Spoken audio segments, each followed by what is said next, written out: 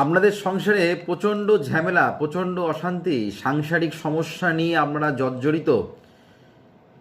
কাজকর্ম করে এসেই সংসারে প্রচণ্ড পরিমাণে অশান্তি হচ্ছে, ছেলেকে নিয়ে কিংবা আপনার ওয়াইফকে নিয়ে নানা রকম সমস্যার সম্মুখীন হতে হচ্ছে। তাহলে অবশ্যই এই উপচারটি আপনাদের জন্য।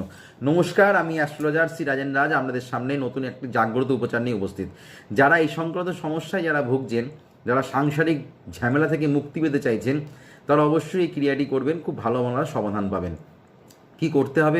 শুক্লপক্ষের যে কোনো বৃহস্পতিবার অথবা শুক্রবার দিন আপনাদের এটি করতে হবে। এটি লাল কাপড় নেবেন, লাল কাপড়ের মধ্যে একটি পান পাতা রাখবেন, লাল কাপড়ের মধ্যে একটি পান পাতা নেবেন, একটা সুপারি, অল্প সিঁদুর আর একটা কয়েন নিয়ে সেটাকে ভালো করে পুটলিটাকে ভালো করে বানিয়ে 3টে গিট দিয়ে সদর দরজায় মাথার উপরে লাগিয়ে রেখে দিন।